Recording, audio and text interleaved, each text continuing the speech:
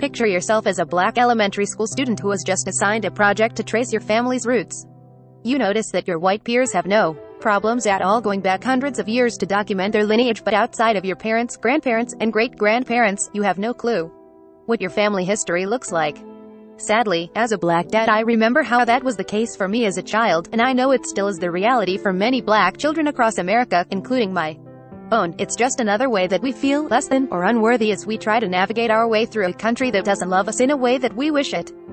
Born on the Water aims to solve a portion of that problem by answering the pervasive question of where did black people really come from, in a way that is inspiring, emotional, informative, and real.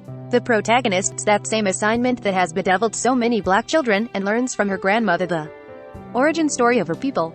"Ours is no immigration story" is a powerful line that the authors insert many times throughout the book to remind readers that black people didn't arrive here of their own volition. My ancestors were stolen from a land where they thrived and taken to a foreign place where they were treated as subhuman. Authors Nicole Hannah-Jones and Renee Watson masterfully describe the way of life of West Africans prior to their enslavement. These were people who loved math and science, who enjoyed music and dance. People who were incredibly resourceful with their hands regarding crafting or caring for babies. Oftentimes, that part of the story is skipped when discussing slavery. They were people first and foremost, the authors remind us. Human beings with hopes and dreams, not. Illustrator Nicholas Smith uses breathtaking artwork to capture the pain and heartache of the kidnapped people during their journey to this foreign place. How the white people loaded them on a ship called the White Lion, and how some of those kidnapped refused to eat or threw themselves into the ocean in order to escape the pain. The ones who survived were packed into the bottom of a ship, chained next to strangers for weeks like sardines, only to realize that once they arrived on land, their lives would become even more painful. But those who did not die resolved to live no matter what the authors write. Maybe you're thinking this story is too harsh for children aged 7 to 10 to read, but I would argue the opposite. On an individual level, this is the exact story kids need to know about so it can inspire them to greatness, especially black kids. When things become difficult for these children, and things will become difficult for them, they can be inspired by their ancestors' determination to thrive. Systemic racism is a virulent reality, but kids also need to develop a sense of agency grounded in the stories they tell themselves about who they are.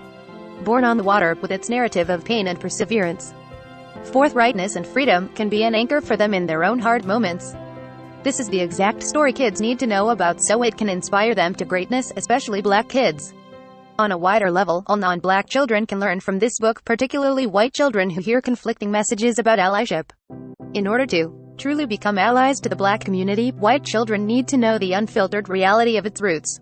They may be descendants of white people who committed unspeakably evil acts during that time in American history, or their white parents today may refuse to acknowledge or discuss those atrocities, or admit how they shaped the course of racial equality in the U.S., but kids can handle these truths, especially if we help them. Born on the Water is not a bedtime book. It's a book that will require scaffolding, especially for children unfamiliar with these stories in history. The extensive teacher's guide available online is full of resources for teachers or caregivers who want to support kids' engagement with the text.